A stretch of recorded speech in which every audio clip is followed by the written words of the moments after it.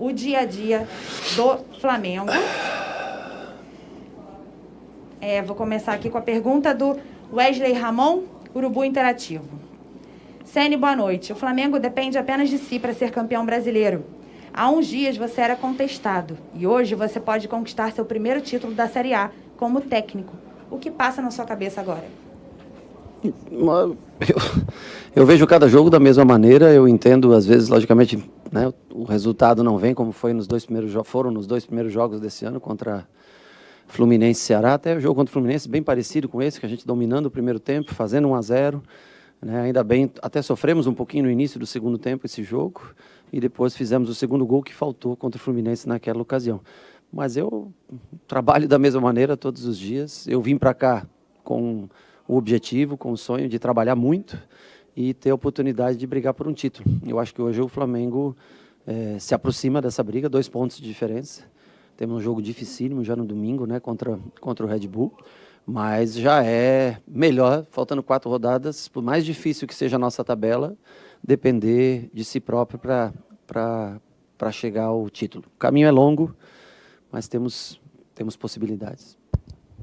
Isabelle Costa, canal Paparazzo Rubro Negro. Boa noite, Ceni. Reta final do campeonato e alguns jogadores acumulam 2 cartões amarelos, como João Gomes, Gustavo Henrique e Gabigol.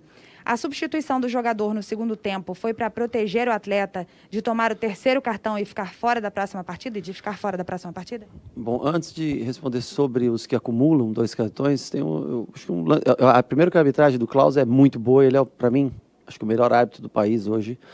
Mas no caso do Diego, que tomou o 3º, é curioso para mim, sabe? Porque uma bola dividida, ao meu ver, estava bem na minha frente, né? Ele salta ombro com ombro, bate a cabeça com cabeça, o jogador, e ele toma um cartão amarelo. E aí tem um pênalti a nosso favor, um jogador que evita uma chance clara de gol, e ele já tinha o cartão amarelo. Então chama o VAR, vê o pênalti, uma chance óbvia de gol. Eu talvez, logicamente, eu não tenho conhecimento tão profundo como a arbitragem da regra, mas acho estranho como é que um jogador, uma falta, contato, meio do campo, toma um 3º cartão e desfalca a gente para o jogo de domingo. E um pênalti claríssimo, não há o 2º cartão amarelo. Eu repito, não tenho conhecimento profundo da regra, mas achei um pouco estranho. Sobre os outros, eu tenho o João Gomes pendurado, eu tenho o Gabriel pendurado, com 2 cartões. O João Lucas na lateral direita pendurado, o Gustavo, sem dúvida nenhuma, quando a gente pode preservar um jogador que está pendurado e que é importante, se ele tiver no minuto 65, 70, e a gente vê também que a necessidade de uma outra característica de jogo, nós temos que fazer a substituição necessária. Às vezes para preservar, ou 50% para preservar o jogador, e outra parte por necessidade que o jogo pede, pela mudança que a gente vê, quando o jogo precisa pela característica de jogadores que nós temos. Caê Mota, GE. A arrancada do Flamengo passa muito pela dupla Diego e Gerson. À medida que a sintonia entre eles fica mais fina, a equipe se torna mais impositiva. Está claro que não há primeiro ou segundo volante. Queria que você falasse dos dois e se a sincronia passa mais pela percepção deles em campo ou é pré-determinado. A sincronia passa pelo treinamento, né? Porque essa dupla nunca jogou junto um jogo começando, né? Eu não lembro, ao menos, de ter visto Diego e Gerson começando uma partida juntos. Então, assim, é lógico que todos nós que tomamos atitudes, decisões, né? Dentro de um campo de jogo, num treinamento, por exemplo, trazer o Arão para a zaga, né? Claro, o Arão não é um zagueiro de origem, mas a percepção de um treinador, quando ele, né, vê a opção, principalmente com a ausência do Rodrigo, que tem muito boa saída de jogo, né? Eu acho que a gente tem que valorizar isso, né? Essas duas, acho que são 2 mudanças bem óbvias, assim, que ficaram claras, que foi o recuo do Arão para a zaga com a qualidade do Diego no meio. O Diego com espírito de luta, ele é um cara que contagia todos, é um cara que motiva todo mundo, né? E ele está se doando, porque é um 10 de origem, né? Eu sei que ele hoje, ele faz muito melhor essa função, de frente para o jogo, pela qualidade que tem. Então, assim, normalmente o Diego trabalha mais atrás do que o Gerson. Em determinado momento do jogo, quando a gente joga lado a lado, aí sim, aí a gente alterna a subida. Senão, normalmente, se você acompanhar o jogo, se você acompanhar os melhores momentos, você vai ver sempre o Gerson, principalmente quando é marcação, no momento de saída do adversário, o Gerson está jogando mais acima. Isso é uma determinação que a gente treina, repete todos os dias. Claro que ainda vão faltar ajustes, né?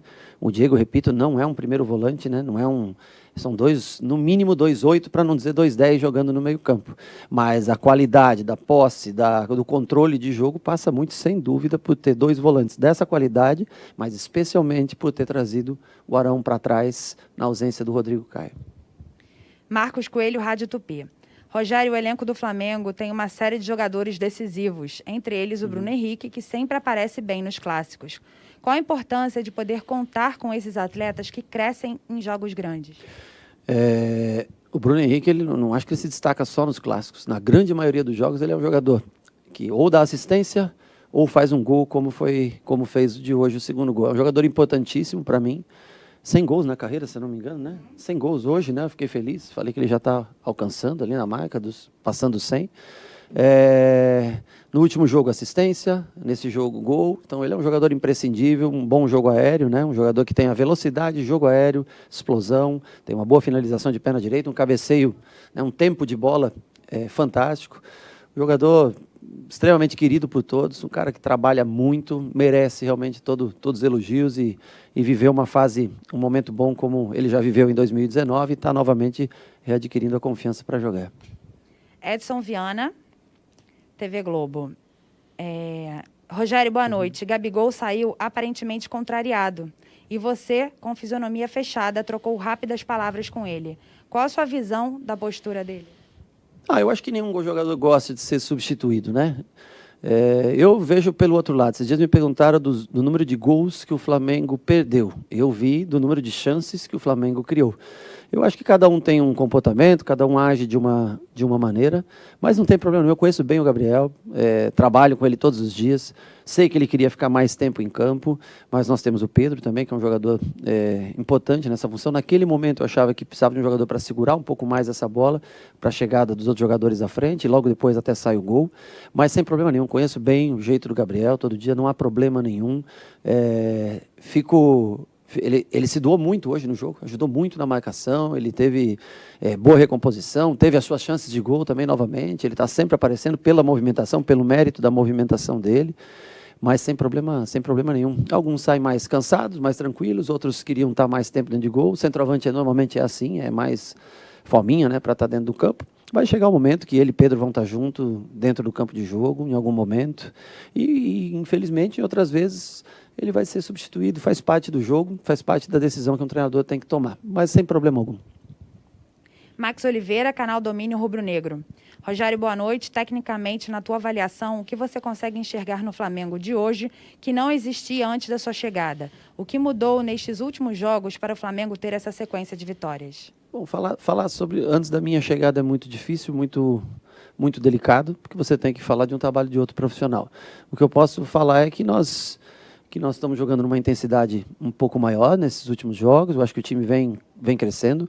Me dá medo sempre o terceiro jogo em 3 dias, porque eu acho estranho outra coisa, né? Inter e Atlético Mineiro, por exemplo, que estão mais próximos da gente, jogam na quarta-feira. Só o Flamengo joga no domingo. O Flamengo enfrentou um time que vinha de 4 dias de intervalo de descanso. O Flamengo vai enfrentar um time no domingo que vem de 4 dias de descanso. De descanso não, desculpa. De intervalo de um jogo para outro, né? Trabalhando. E nós estamos vindo sempre com 3. Semana passada foi a mesma coisa, nós jogamos segunda, quinta e domingo. Agora, segunda, quinta e domingo novamente. Então, assim, um pouco se a rodada acaba só na quarta, né, por que nós não podemos estender um dia a mais? Essas 24 horas a mais seriam muito importantes para nós, para a recuperação dos jogadores. Uma pena que eu não entendo por que a gente não consegue ter esse dia a mais, sendo que a rodada só acaba 3 dias após o nosso jogo. É uma pergunta que me deixa preocupado, porque parece que não, mas 24 horas, nesse caso, de 3 para 4 dias, é uma mudança drástica na recuperação do jogador. Então, não sei o que acontece. Rafael Melo, canal Rafa Melo. Ceni, parabéns pela vitória. O Flamengo agora volta a depender apenas de si para ser campeão. Como manter a cabeça no lugar e não desperdiçar pontos daqui para frente? Não, manter a cabeça no lugar é uma coisa relativamente fácil, porque são bons profissionais, bons jogadores, bem assessorados pelo departamento médico, físico, por nós ali todos os dias. Não tem... Esses caras já viveram tudo, né? Eles sabem o quão é importante você ser campeão. Bicampeão brasileiro, então, se conseguisse, seria um feito fantástico. Pouca gente conseguiu isso, né? Então, a cabeça boa, isso eu tenho certeza que eles estão focados, que eles também querem, nós todos queremos. brigar mais próximo do que nós estamos do Inter por esse título, né? Agora, o problema maior é a recuperação de todos para domingo. Nós vamos ver, analisar. O Gerson saiu novamente com uma pancada no mesmo tornozelo. O Diego suspenso pelo terceiro cartão amarelo. O Bruno Henrique um pouco mais cansado do que o normal, com uma dorzinha posterior. A Arrascaeta também bem cansado.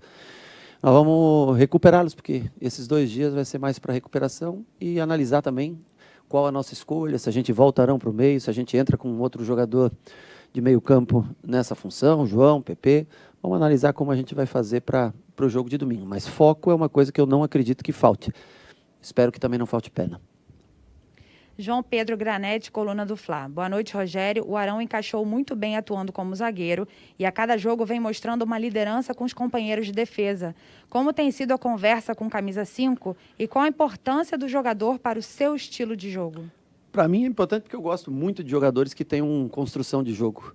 O Flamengo é um time de propositivo, é um time que aliás, tem muito até relativamente a ver com o nosso adversário de domingo, que é um time que consegue propor o jogo, né? Você vê contra o Inter, põe 72%, 73% de posse de bola.